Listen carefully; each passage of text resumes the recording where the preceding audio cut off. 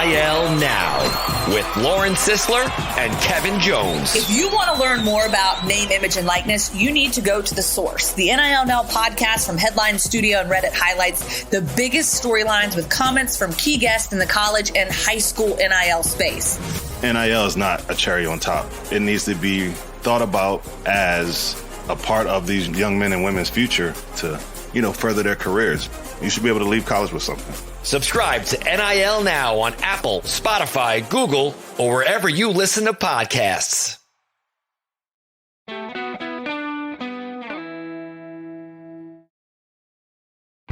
Damian Lillard sets a deadline, sort of. Draymond Green stomp gate is out of control. There was a debate on Twitter about spilled popcorn on a plane that set me afire. Also, I lost my blue check mark today, but someone didn't. Did they pay for it? We're going to talk about that. And also, Brenna Green ditched me for like 3 weeks. She just went off gallivanting around the country, didn't want to talk to me, didn't return my text, didn't want to do the podcast with me. I see all this, so we're going to talk about that as well. Anyway, I'm Aaron Fentress. She's looking at me very funny right now. I work for the Oregonian. Brenna Green is here again, as always. Well, except for when she ditched me for 3 weeks. She works as a Coin 6 sports anchor and reporter extraordinaire. Brenna, 3 weeks it's been since we've done a show. Where you been? Okay. Let's first of all say that I did try to make this work while I was on the road. So don't say that I didn't try. Okay. But I decided I didn't know that my life was going to get absolutely insane during March Madness, but boy, did it. Let's see. I had the trip to the WCC tournament already scheduled. That's what I started off at the beginning of March. And then I went straight into OSAA playoffs.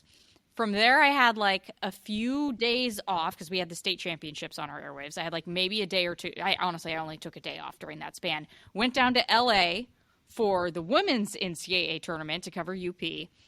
Then got a call. I think I had Monday, Tuesday off that week. I got a call on Tuesday saying, hey, corporate needs some help up in Seattle for the women's NCAA tournament. Would you like to go do that? And I said, yeah, don't mind if I do. So I got in a car less than 24 hours after that to drive up to Seattle and spend 6 days in Seattle helping out with the women's NCAA tournament up there. And then I already had my trip to the Final Four booked for months. So I went down to Houston for the men's Final Four. And had a good old time. And yeah, anyway, so I basically decided to chase an orange ball around the United States for about a month. I didn't think that was going to happen. I had no idea the other two things that ended up getting put on there. But, I mean, can anyone blame me? But I did try to make it work during that time span. There was a couple times you said I could do a podcast between this time and that time, take it or leave it, Buster, because I'm getting on the plane. I remember that. I'm sorry that I can't adjust plane times. Where's the priorities? Anyway, wow, you were all over the place. I saw some of your stuff on your Instagram page. It looked like you had a lot of fun. Did a great job. What was the most exciting time for you on that whirlwind? Oh, well, I think watching that San Diego State Final Four game was pretty cool. That was pretty awesome. And I also, one of my best friends in the business covers San Diego State, works for a station in San Diego. And so right at the under 4 timeout, I moved over and sat next to him because I was like, I want to see what happens. And if something crazy happens, I want to be there and like kind of get his reaction. So now I have like this video on my phone of him like giving like, oh my gosh. As that game winner went in. So that was pretty fun. That was pretty cool. I was just happy to see someone work for, a regular mid-range shot instead of just coming down and jacking up a 3 like your Gonzaga team did.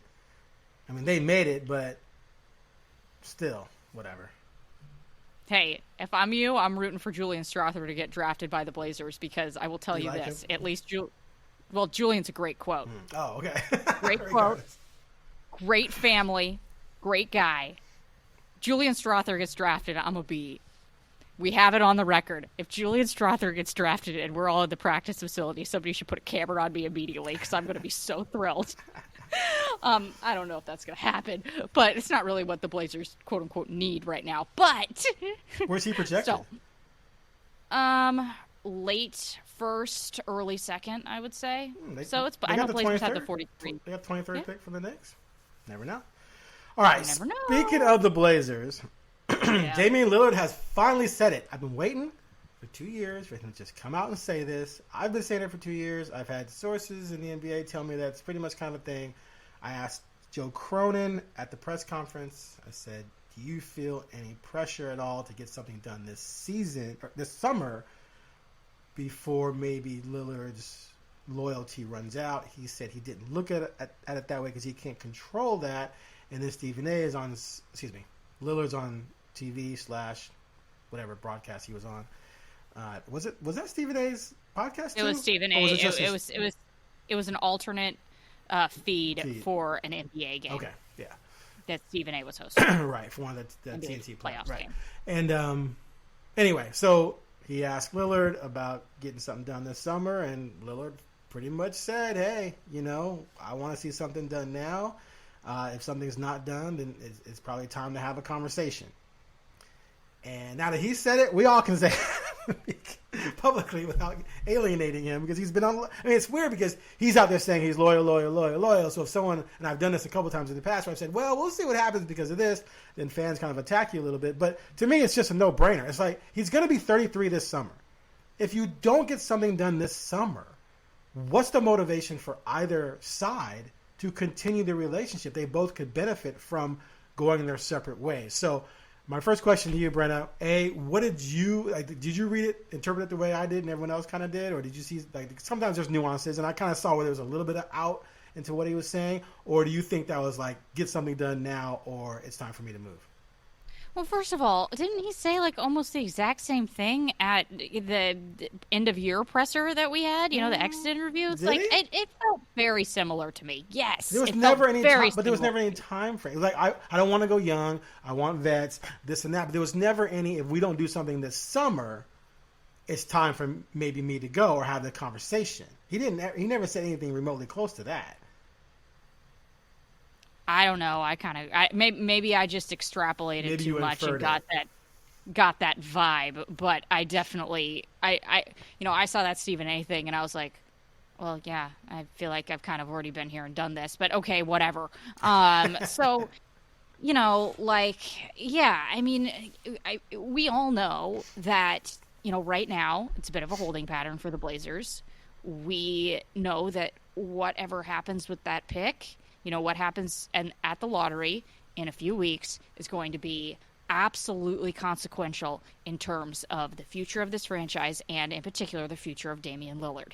If they get the number 1 pick, we know what's going on. They get the number 2 pick, they better get there. They know that they have to use that for something bigger.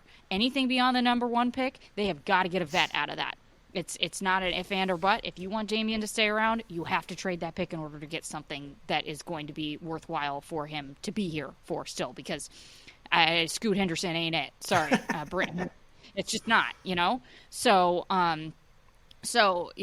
they are really what happens from May 16th until, the trade until the draft is one of the biggest months in Trailblazer history. Period. End of story. So when I saw him say, hey, if we, if things don't work out, it might be time for me to move on. I was like, well, yeah. So I wasn't too. I don't know. I guess some people were a little bit more surprised than I was. Well, I just wasn't. I was just happy to hear him say it definitively. I think to me it was a given. Now, when he goes around and keeps talking about loyalty, you can walk away and say, well, maybe he will just suck it up and just whatever happens and not worry about it. I've never bought that. I believe, number one, he'd rather have a look at a title in Portland and fall short than just jump on the bandwagon and win one. But the second choice is to go somewhere else and win one, as opposed to never even having a chance. I think he would regret that, for the rest of his life if he never even just had a chance.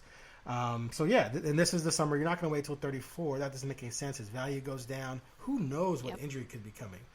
I mean, we saw Durant blow out his Achilles. We saw Clay get injured. Jordan retired the second time in 1988. He was only 35. So, like, we're getting to that age. Kobe started breaking down. I mean, even before the Achilles, he started to go downhill. The Achilles sent him over the cliff. So he's at that age where it's either now or never. Now, I don't believe – now, they have arguably the greatest set of assets they've ever had to go make a move with Ant, Sharp, and a top – at least, I mean, they might fall to 6th, but, top 6 pick. I don't think they've ever had an arsenal like that, except for maybe when they won number 1. They could have probably done something with that Odin pick. But I just don't buy, though, that they're going to actually land that huge fish. And by huge fish, we're talking when they make the deal, the day they make the deal, you're like, Blazers are a top 2 contender in the West. Like, automatically, it's not even an issue. And that guys like that are going to be Jaylen Brown, Joel Embiid, maybe Siakam. I don't know. Huh? Who? Maybe Bridges. Maybe Bridges. See, I don't think Bridges is that guy. He's done really well there in with the Nets because he's getting more shots and everything like that. But he was a role player on the previous contender. So is he a guy who changes everything in that realm? I don't think so. I think he's a second tier guy like OG, and Bridges would be in that second tier. Tyler Hero might be more of a third tier, but there's guys who can help you, but they're not going to put you over the top. I think that's where they're going to live. Like, I think they can maybe get 2 players like that with those assets as opposed to the big fish. Now, if Jaylen Brown asks out, right? If he says, I want out, then, yeah, you're in play for that. Or does Boston say, yeah, we'll trade you Jaylen Brown for Dame? Because now that Dame's made it clear that if nothing happens this summer, he wants out. If I'm another team and I'm deciding whether to trade my star and start over or I get another star, why am I not waiting Portland out? If I'm Philadelphia and Harden leaves, like everyone says, Harden's going to leave and Philly's going to be screwed, which I think is nonsense. You can just start Maxey or you can go get Kyrie Irving, who's going to be on a bargain basement bin, right? Why am I not saying, well, I'm not trading Embiid to Portland. I'm going to wait till you can't pull off a deal, so you're going to trade Lillard to me. So anyway, that's where I see things falling. Yeah, it's like I said, I think we are in for one of the most consequential months in this franchise's history coming up. It's going to be awesome. Fascinating. Just get it done. Now, I will say this too.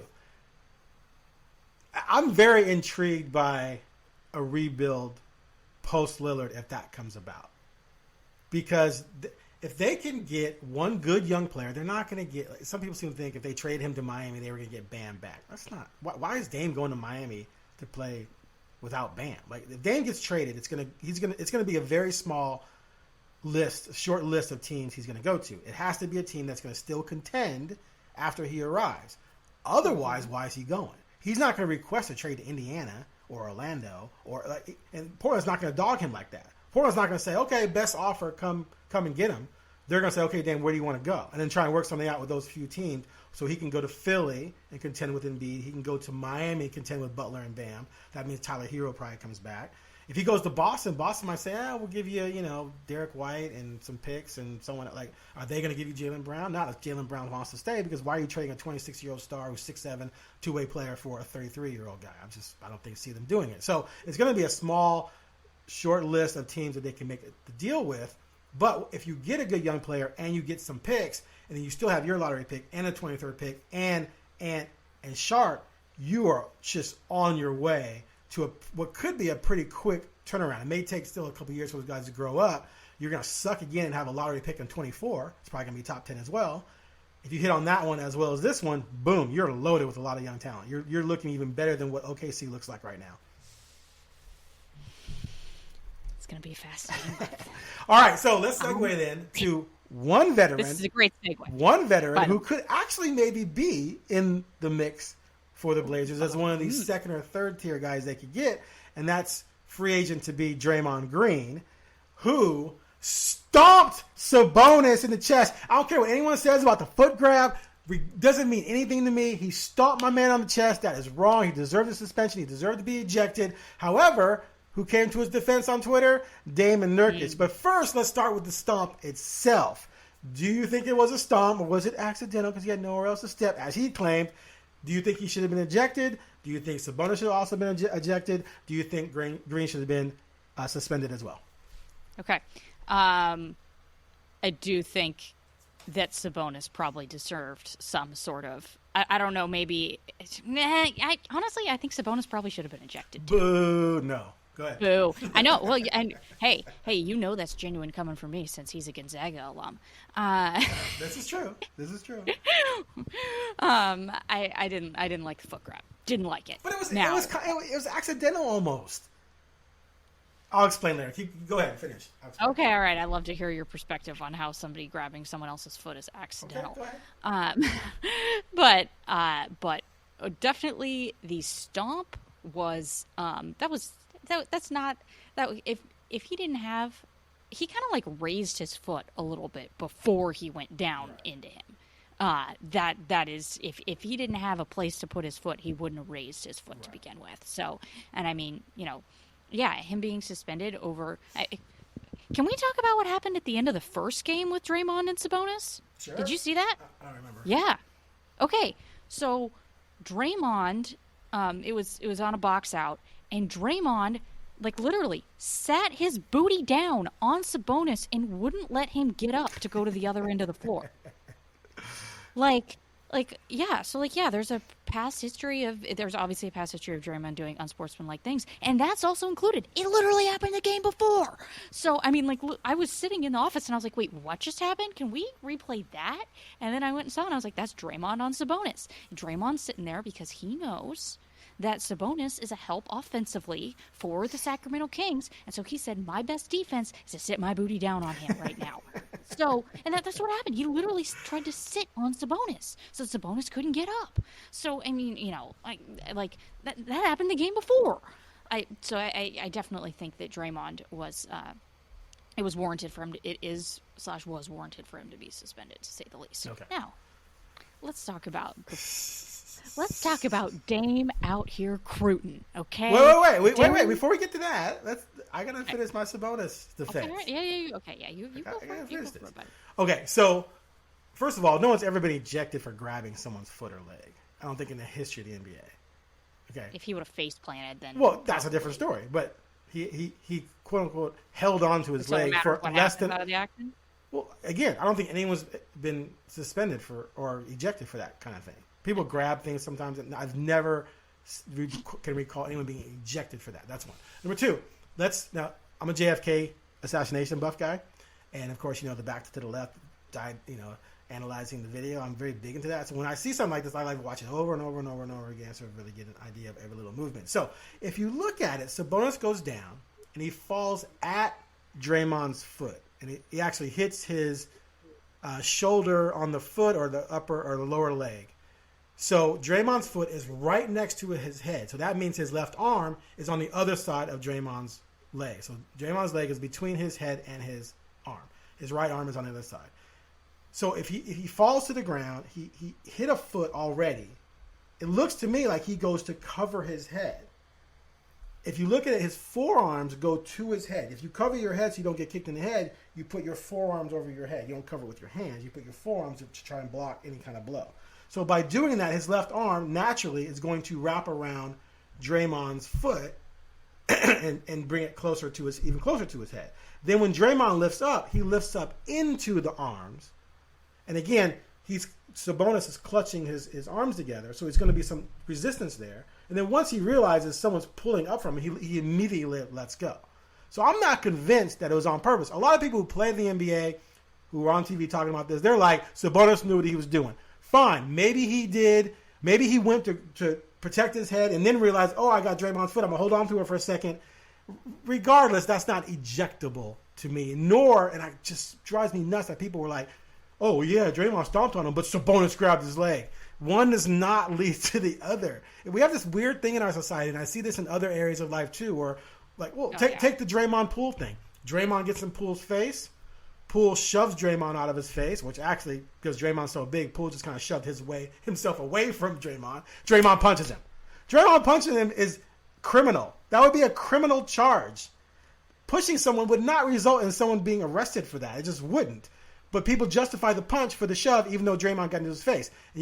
People seem to have this idea, he got in my face and he shoved me, so I shot him. Okay, you murdered the guy. Yeah, but he pushed me first. Like, people literally think like that in our society. So it drove me nuts when people were saying that Draymond had a right to stomp on him And it wasn't his fault because Sabonis grabbed his foot. It's ridiculous. He deserved to be suspended and ejected. I definitely subscribe to your same thought process of people saying, "Oh, well, because this happened, then the other thing is deserved." It doesn't work like that. No. It doesn't work like that. It's never worked like that. Be the bigger person. Goodbye. So, and we all know Draymond hasn't exactly been the bigger person at some points in his career. His prior has played a factor in this clearly. Oh well, I mean, the NBA even admitted it. Yeah, exactly. It's difficult for That's Draymond to it. go, "Oh, I was innocent." Oh, really? What about these other 75 times you did something ridiculous? So, okay, now can we move on? Wait, to but I need your. your response to my Sabonis defense. I mean, I don't know. It looked a little bit more intentional to me than just that. Okay. That's fair. That's my thoughts. It looked a little bit more intentional, and that's that. But Okay. like I said, like we both said, the stomp was unnecessary. Absolutely. Okay, All right. unnecessary. Okay, we ready to move on to the crew? We are. Because that's To really the what I'm cr- interested. I know in. you're I'm just not gonna lie. you're just sitting there waiting for me to get done with my little diatribe on Sabonis so you can get on to the next topic. I appreciate your patience. Go ahead. Okay. Dame out here crew. Okay. There is no coincidence that the thing that he has tweeted about multiple times since it happened is Draymond Green. Okay. They played together on Team USA. This is a relationship. It's well documented that they do get along. And, he's just trying to build some goodwill. Think I so? have a feeling. Yeah. I mean, I don't know. I mean, sure. I mean, maybe I'm sure that he does agree with his own opinions on it. But, there's obviously been multiple tweets from Damian about it. And we all know that if the Warriors lose this round, there is going to be some blow it up stuff going on in terms of them trying to figure out where to ship off all their, how to figure out things salary cap wise and, future and all that sort of stuff. And one of the people who would absolutely be on the block is Draymond. So, the other part of this is how good of a relationship. I mean, I think at the end of the day it is what it is and whatever. But obviously the whole Gary Payton situation with the Warriors and the Blazers left some sour taste in some people's mouths. Particularly, I would imagine, and I haven't talked to anybody around the Blazers organization, but I would imagine that that wasn't, that whole situation wasn't exactly appreciated with, them accusing the Blazers of Toradol shots, and that was not the situation. Anyways, I digress. But, I mean, obviously, I don't think that Damian would be opposed to having Draymond come here. Let's put it that way. Absolutely not. So Draymond has a player option for next season at $27.5 million. He's about to turn 34, I think, pretty soon. He's 33 now, I think. But he still obviously can make an impact, especially on defense. He's a good passer, facilitator. He's a vet who knows what he's doing. And he's exactly everything that Cronin and Billups and Lillard talked about needing. He fits all of it. He does everything that they need someone to help do on this team. And so, yeah, absolutely, Damian wants this guy on his team because he would change the complete complexion of everything they're trying to do offensively and defensively even. So the question, though, is how do you get him? Like, the Blazers are not going to have cap space to just go out and get this guy. So they would have to be creative and try and create a way to get him in. What's he going to want? If he's scheduled to make 28, what's it going to take for him to drop that and get into free agency? Are the Blazers going to have to try and figure out a way to bring him in at, 3 years 90 or 3 years, or 2 years 60? I don't know. What's 3 years 75? I don't know what it would take to get him in here, but it's going to be extremely difficult. A sign and trade could work, but like you said, the relationship, we don't know what the relationship's like. What are you really going to give them? Like, you're not going to give up Sharp and Ant in a deal like this. Would you give them the Knicks pick? Sign and trade with the Knicks pick, but then you have to, give up some salaries. They do have a trade exception with the Gary Payton thing. So they'd have to get creative to make that happen. But absolutely. Now, I talked earlier about I don't think they're going to land the big fish in this offseason, but I think they can get 2 medium-sized fishes. And if you walked out of the offseason with Draymond and OG, Boom. Let's go. Dame's happy. Dame's happy. Your team's different. Now, you have to figure things out with Grant, OG, and Draymond because there's some redundancy there. I think, OG would be the 3, and then, Draymond plays 4, and so does Grant. You can go small ball a lot, but, Nurkic, how do you work that out? I don't know. But at the end of the day, that could be what it ends up looking like in terms of their acquisitions. So, yeah, Draymond, I'm not a huge fan of some of the things he does, but adding him would be just huge for this team. But we'll see if it can happen or not because it's going to be complicated. Damien's just trying to add some goodwill out there. And Nurkic was helping. I know, which is really interesting. So, yeah. Okay. All right. Okay. Now we're gonna come at me? Yeah, we're going to move on real quick to Come at me, bro. the blue check mark on Twitter. So Elon Musk created Twitter Blue, where any Joe Schmo can sign up for Twitter quote-unquote verification, even though it really doesn't verify them necessarily to the public because you don't have to use your name or a real photo or anything. You can just still be just some random troll, but be quote-unquote verified. Why he made them the blue check mark, just like truly verified people, I believe, was simply to prey on those out there who view the blue check mark as a show of clout and status, and so they're going to be suckers. Like, oh, I can pay for that. I can have. Look at me, I'm verified. I have the same clout and status. Sorry, and so I think he suckered people into doing that. But then he made it so that if you're really truly a legacy verified person, you have to pay for it too. A lot of people who are verified are like, why am I going to pay for the blue check mark that you gave everyone? It loses its cachet. It doesn't have the same value anymore. So why am I going to pay for it? Where's the incentive? And so a lot of people have decided they're not going to. I checked earlier today, and I saw that I lost my mark. And I saw someone else saying that they lost theirs. I checked mine was gone. I checked a bunch of other people, Matt Preem, Canzano, Anna Canzano, everyone else at the Oregonian, including Crepia and Orem, I think, lost his. And just a lot of people in the market lost theirs. But then I noticed that someone that I do a podcast with still had hers. And I thought, And I checked in Orlando for KGW, still has his. So I thought, well, you know what? They work with TV networks. They're affiliated with a much bigger entities like CBS and NBC. And that maybe there's a trickle-down thing because those entities kept their marks. So maybe everyone under that umbrella automatically kept theirs as well. But it seems like Brenna has a different story to tell. I do. Go ahead. I do. Go ahead, okay. Brenna. Here are my justifications as to why what? You know what? Uh-huh. I have it on the record. I pay for Twitter. There you go. Shame. It has nothing to do with clout. Nothing. Okay. I believe there that. Are 2 reasons but go ahead. why I play. Thank you so much. Why I pay for Twitter Blue. 1, unlimited video minutes. If I want to tweet out a story of mine and it goes longer than 220, I can tweet that story. I can tweet all 3.5 minutes if I've got some big odyssey. Okay. And that's very valuable to me in what I do in my job. So that is numero uno for me. I have unlimited video, and that's something that matters to me in my field. Okay. Number 2, you ever have a tweet go viral and then you realize there's a misspelled word in there? Yeah, that's really annoying. Okay, it's really annoying. So I can edit stuff under Twitter Blue as well. How long can you do that for? Half an hour. So, those are the reasons why I pay for Twitter Blue. I think that makes some sense. It has nothing to do with the actual checkmark.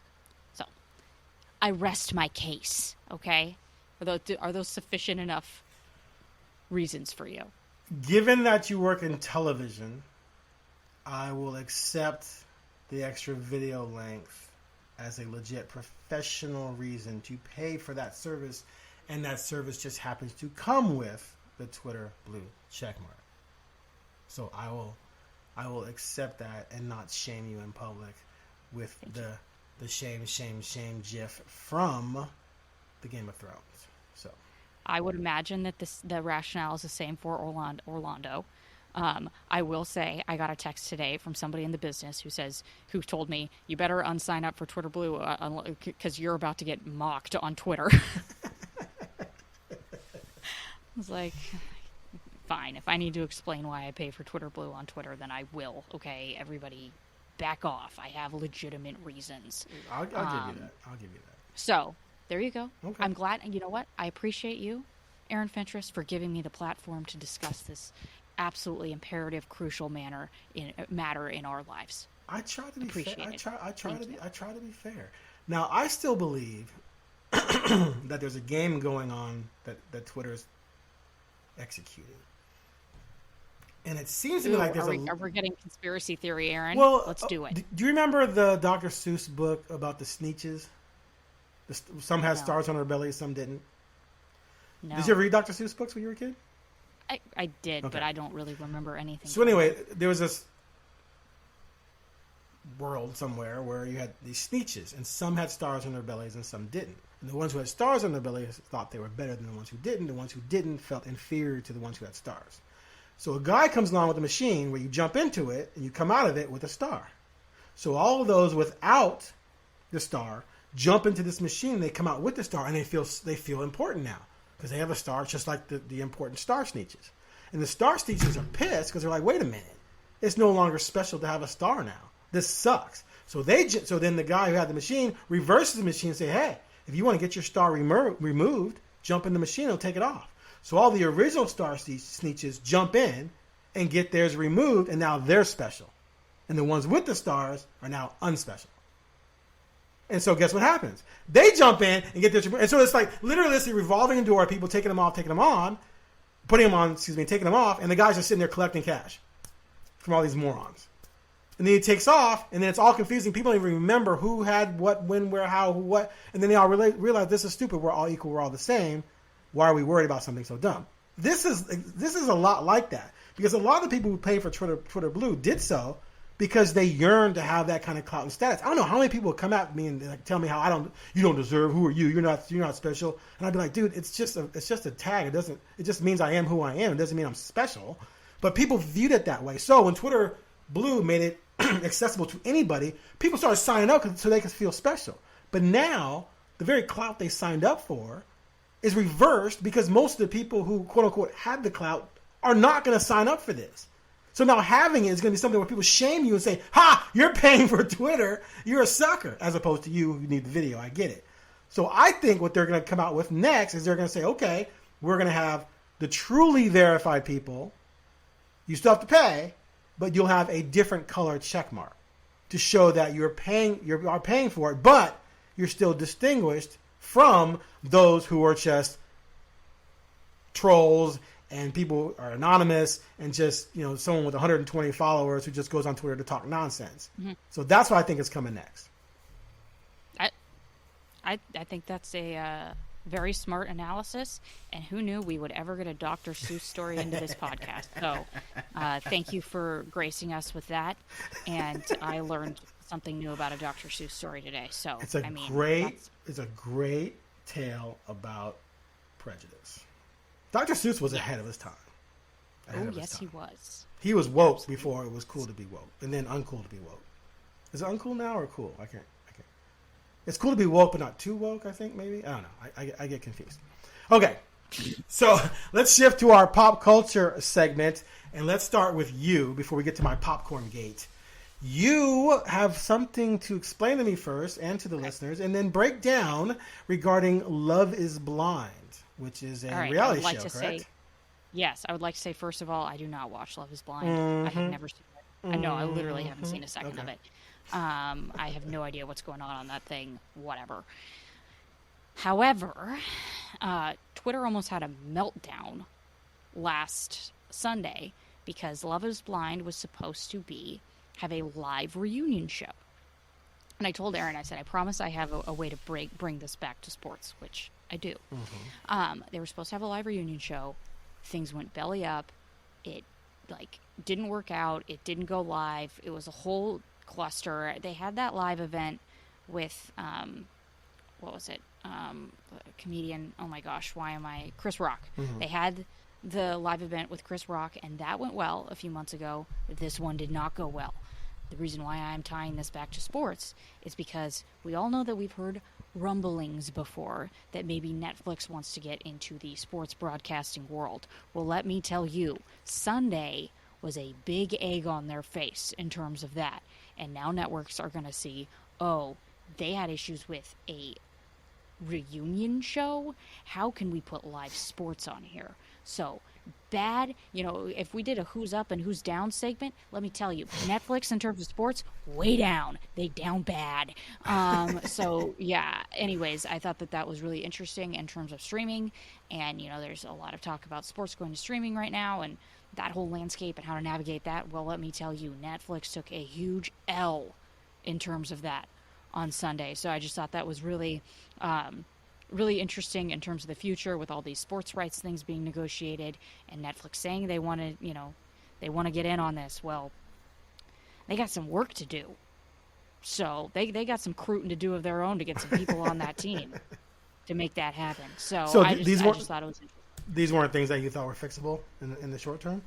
Well, I mean, to be honest, I have no idea. I had no idea what exactly went wrong. But I just, the optics from the outside looking in are, hey, you guys are not ready for live sporting events if you can't handle a live reunion show. So, it's just interesting to watch. It's interesting to watch different networks. I mean, obviously Amazon Prime did NFL all year and didn't have any issues with, in terms of that going live. There was never really any issues I saw in terms of that. So it's definitely possible. It's just an interesting assessment of where the world is right now, where sports is right now, and where it could be in the future. Gotcha. So There you go. That's how a reality show about people getting married to people that they have never seen before somehow relates back to sports. Good job. I've done it. I've done it, everyone. Quality. Yes. Okay. Aaron. Yes. Aaron. We all know that Aaron loves to get himself in a good Twitter debate, especially if it's something incredibly random. And he did it. Yep. In fact, I had other people texting me your tweet, being like, "Oh, Eric, here he goes." It wasn't even like anything bad. It was just like, "Oh, this is interesting," like blah blah blah, because you had some thoughts on a popcorn incident on a plane, and Dude, I think you got some traction. I went off on this. People were. Why are you still talking about this? Okay, go ahead. Sorry. Why don't you take it from here? I'm going to pass the baton to you. Okay. So, a Toronto Blue Jays relief pitcher, Anthony Bass, tweeted a photo of his two small children sitting on a plane, 2-year-old and a 5-year-old. The 2-year-old's in the foreground, the 5-year-old's in the next seat to the left of the 2-year-old. And on the ground was popcorn, like maybe 25 pieces of varying size of popcorn underneath the toddler's seat, a little bit in front and behind near the feet of another passenger. So he tweeted out that a flight attendant just made my 22-week pregnant wife traveling with a 5-year-old and 2-year-old get on her hands and knees to pick up the popcorn mess.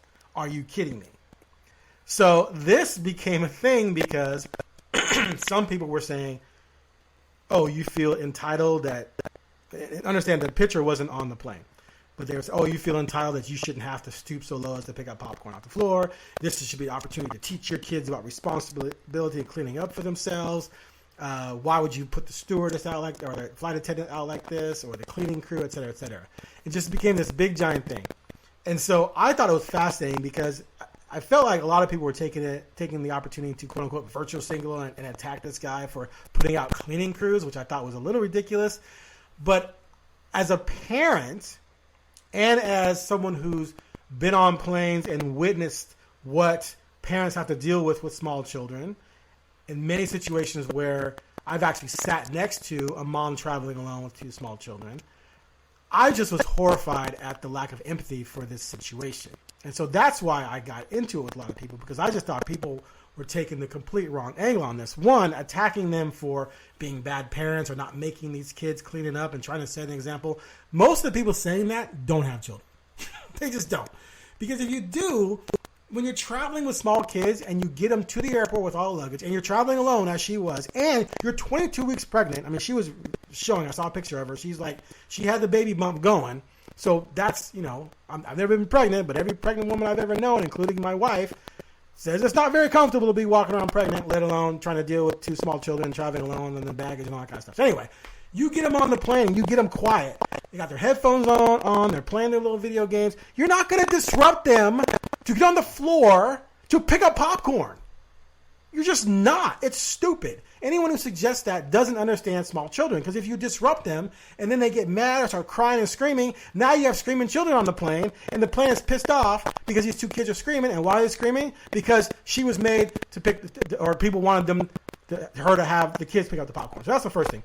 The second thing, the most disrupted person in this entire situation would have been the guy sitting behind the toddler who had, like 6 kernels of popcorn at his feet. And people were literally saying, how can you expect someone to sit in someone else's filth? Or let's someone use the word filth. I'm like, it's popcorn. So I always try to put myself in the position of the players, right? If I'm the guy sitting and there's popcorn at my feet, I guarantee you in no way in hell would I allow this pregnant woman, or even a non-pregnant woman, or even a dude to get on their knees and feet hands and knees to pick up popcorn at my feet. Like, I would just kick it under the chair in front of me, or I would just reach down and take the 1.5 seconds it took to just pick it up and throw it away. But the idea that people were criticizing this mom, and then criticizing her as a parent because she didn't have her kids do it, or her do it, or she didn't want to do it herself, was just mind-boggling to me. Because you're saying then that you would have just sat there and let this woman pick up this popcorn at your feet. That to me is just completely classless. And I would never in 100 million years do that. Now, I've sat next to moms with small children. And their small children do all sorts of things that small kids do. And every time I help. Like, they're juggling this, and they need, they obviously need another hand. Oh, you want to hold that for you? It might be a juice box. It might be a sippy cup. It might be a bag of something. Oh, please. Oh, thank you. And I just hold it for them while they deal with the kids, and then I give it back to them. And they're always like, oh, thank you so much. You're so nice. I said, don't think anything of it. I travel with kids. I have kids too. That should be how our society is. But the way the moms thank me, they thank me like what I did is so rare, when it shouldn't be rare. It should be a given. So I just felt like people were attacking the situation without any kind of like empathy whatsoever, or acknowledgement that, it takes a village. And sometimes in this situation, it takes a village. That all said, they have cleaning crews. Cleaning crews can clean up the popcorn in between flights. That popcorn's not hurting anyone. And so then people were going off saying, oh, you're going to put the cleaning crew out?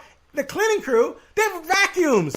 It would take exactly 4.8 seconds to vacuum that up. So anyway, there's a snapshot of what I got into. I'm horrified that people attack parents the way they do over something nonsensical like this. I'm horrified that people actually think a 2-year-old should get out of their chair and pick up popcorn on a plane, a moving plane, by the way. And I'm also horrified that anyone who's sitting around them would want this to happen and allow this pregnant woman to get on the floor and pick up popcorn. It's embarrassing. And scene.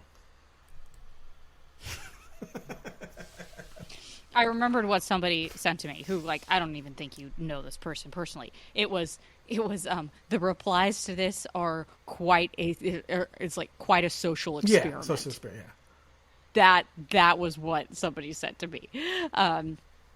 So yeah, I mean, it seems like a lot, much ado about popcorn. I mean, it's popcorn.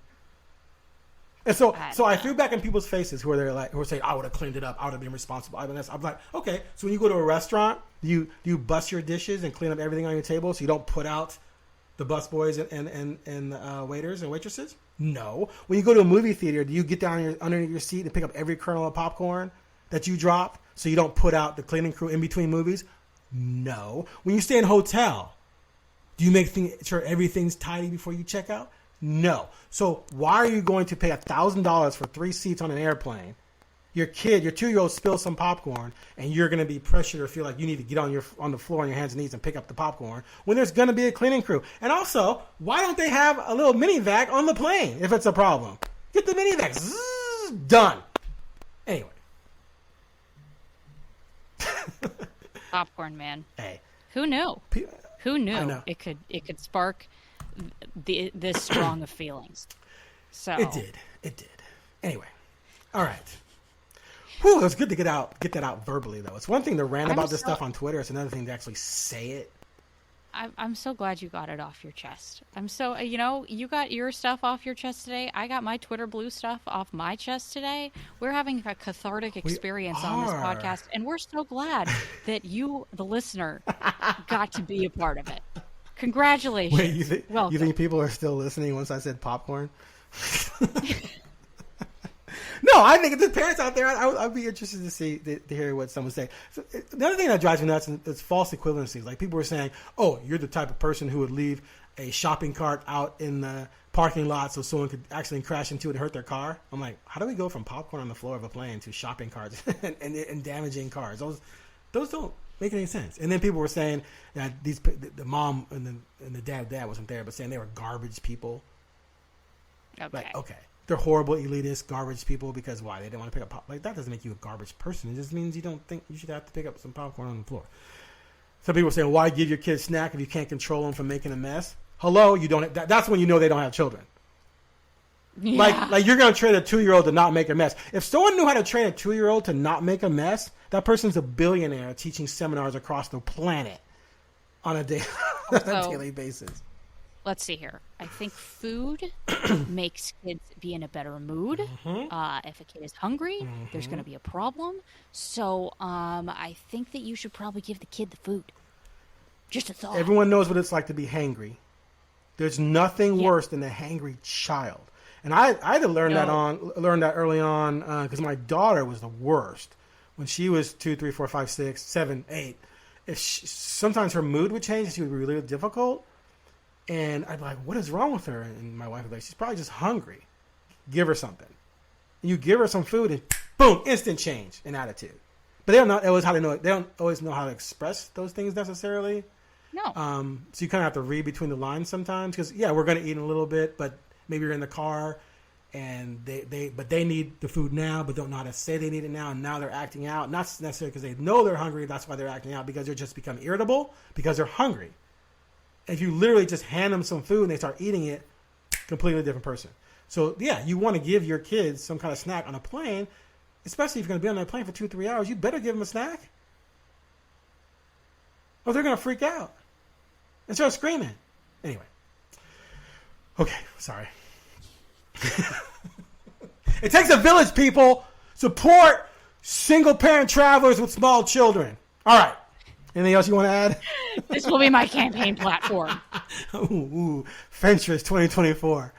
I will support single-parent travelers with super small vacuum cleaners on every plane. Okay. Anything else you want to add? I think you pretty much covered have we digressed? We've digressed enough. All right. Yeah. But the sports tie is that it was the wife and child of a Toronto Blue Jays pitcher, so it counts. Anyway, thanks for listening to the Blazer Focus podcast. I'm Aaron Fentress. She is Brenna. This isn't the Blazers Focus podcast. Gosh dang it! For the record. 3, 2. Thanks for listening to the Sports by Northwest podcast. I am Aaron Fentress. She is Brenna Green, who was laughing her head off at me. What were you going to say, Brenna? I said I think we should keep it in. Yeah, I don't think anyone's going to edit it out, so that's just life. But we'll be back soon. We'll start picking it up with this off season going on, and we'll see what other pop culture shenanigans we can dive into. Thanks for listening. Please give us a 5-star rating and subscribe, and we'll catch you next time. Thanks. Hey, yo.